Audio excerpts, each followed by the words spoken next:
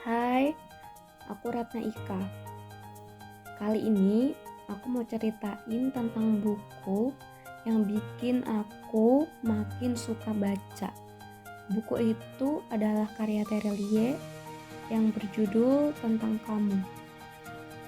Dari judulnya, aku mikir, buku tentang roman kali ya, udah biasa. Tapi aku salah. Ternyata buku itu lebih dari ekspektasi. Gak cuma roman, tapi isinya lengkap banget.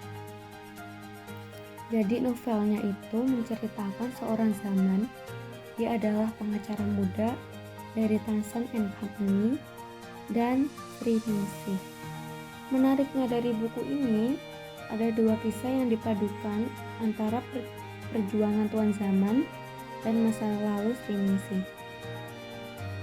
Pas baca bab pertamanya, aku pikir tokoh utamanya juga tuan zaman gitu. Tapi setelah aku baca sampai selesai, kalau menurutku sih tokoh utamanya itu Sri Ningsih ya. Nah, itu menurutku ya teman-teman, kalian boleh beda pendapat tentang siapa tokoh utamanya setelah kalian baca bukunya atau setelah kalian dengerin video ini. Tulis di kolom komentar. Karena bab pertamanya bener-bener penulisnya tuh menulis tentang zaman gitu ya. Oke, selanjutnya aku mau ceritain dulu tentang tuan zaman. Nama lengkapnya Zaman Zulkarnain. Ia lulusan Magister Hukum di Oxford University. Seperti yang udah aku bilang sebelumnya, dia bekerja sebagai pengacara muda di sebuah firma hukum, tepatnya di Belgrave, London. Firma hukum tersebut bernama Tansan and Company.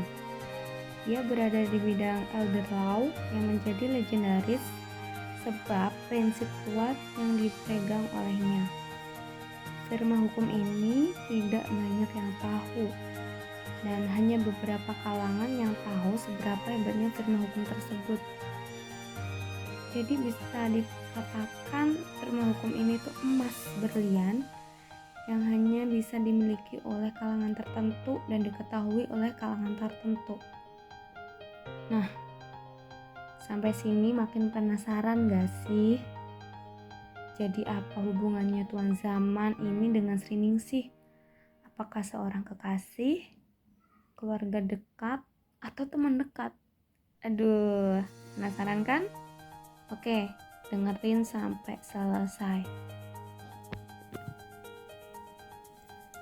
Suatu hari, Zaman dipanggil atasannya untuk menyelesaikan kasus dari kliennya. Kasus tersebut adalah persoalan harta warisan yang ditinggal kliennya, yaitu Sri Ningsih yang belum lama meninggal.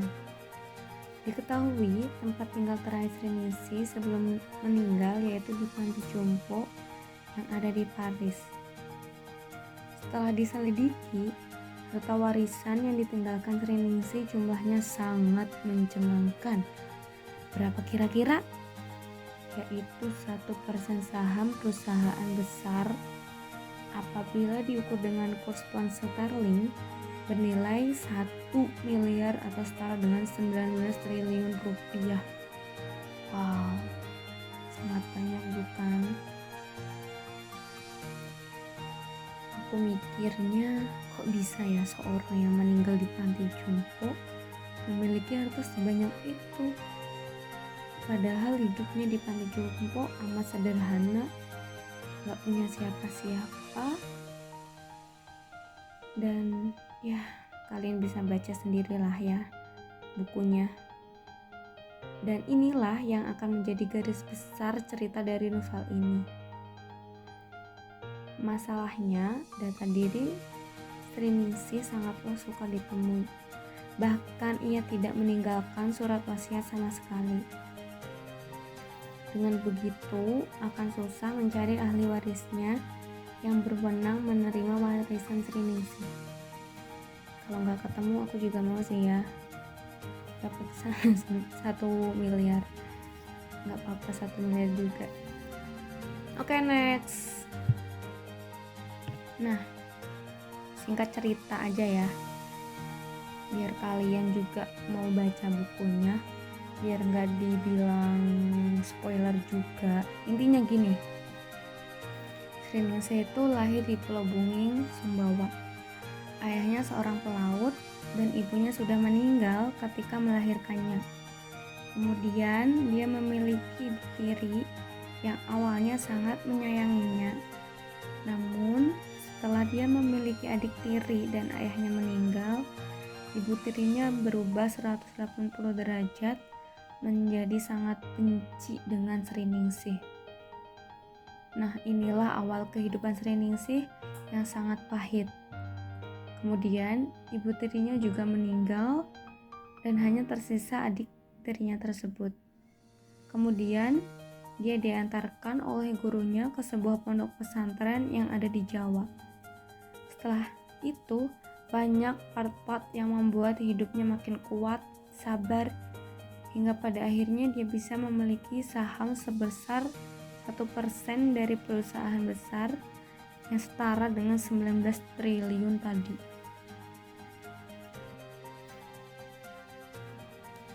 Perjalanan Sriningsih dalam memperjuangkan kehidupannya sampai berada di titik kedamaian tidak sesimpel 5+5 itu sama dengan 10.